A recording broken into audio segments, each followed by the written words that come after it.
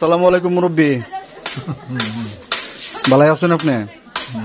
আপনারা হঠাৎ করে দেখলাম যে আপনি ললিপপ খাইতেছেন, ওই জন্য আপনারা একটু ভিডিও করতেছি।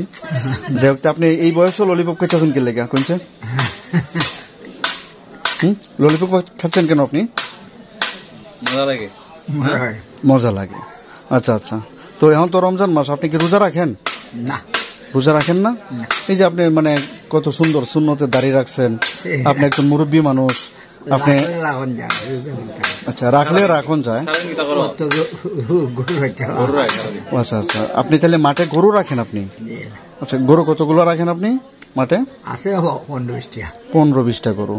গরুগুলো কি আপনার নিজের নাকি অন্যদের? অন্য মানুষের না? আচ্ছা, ওরা কি আপনারা দান দেয় বা টাকা দেয় নাকি? আচ্ছা, টাকা এবং দান দুইটাই দেয়। আপনারা খাওয়ায় না? খাওয়ায় না? আচ্ছা, খানি কি মানে প্রত্যেকের বাড়িতেই খান নাকি যে কোনো একজনের বাড়িতে? এই গরুই না? আচ্ছা আচ্ছা, আপনার ছেলে মেয়ে কয়জন?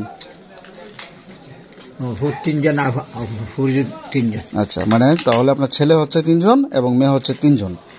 ছেলে মেয়েদের কি বিয়ে দিয়ে দিচ্ছেন? আর ছেলেরা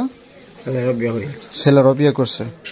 তো আমার প্রশ্ন হচ্ছে, আপনার 3টা ছেলে আছে, 3টা মেয়ে আছে, যে লোকের 3টা ছেলে আছে সে তো এমনি বাদশা, তার তো আর কোনো কাজকর্ম করতে হয় না। তাহলে আপনার 3টা ছেলে থাকা সত্ত্বেও আপনি কেন কাজ করতেছেন? এই বিষয়ে কিছু কইবেন আপনি? আপনার 3টা ছেলে থাকা সত্ত্বেও আপনি গরু রাখেন, মানে এর কারণটা কি? মানে এই প্রশ্নটা আমি আপনার কাছ থেকে জানতে চাইতেছি। তোরা কিন্তু